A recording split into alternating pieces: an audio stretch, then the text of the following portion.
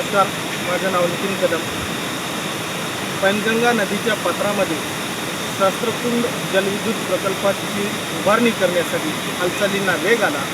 सदर बातमी त्या भागातील सर्वसामान्य शेतकऱ्यांच्या, कष्टकऱ्यांच्या कानावर पोहोचली आणि त्यावर तेथील सर्वसामान्य जनतेच्या मनामध्ये या प्रकल्पाच्या विरोधात जे भावना उभ्या राहिल्या, त्या भावना मी माझ्या या कवितेच्या माध्यमातून मांडत आहे। माझं नाव नितीन कदम। कवितेचं नाव आहे बांधासाहेब धरण बांधा। बांधासाहेब धरण बांधा, आम्ही नाही कुठं म्हणालो, पण त्याची जागा मात्र आम्ही सांगतो तिथं म्हणालो। बांधासाहेब धरण बांधा। मी पदावर गेल्यावर घेतलेल्या वावरात शेततळं उभारून बांधा। बांधासाहेब धरण बांधा, आम्ही नाही कुठं म्हणालो। तुमच्या आलिशान बंगल्याभोवती उभारलेल्या टुमदार कॉलनीला संरक्षणाची मोठी भिंत उभारून बांधासाहेब धरण बांधा, आम्ही नाही कुठं म्हणालो।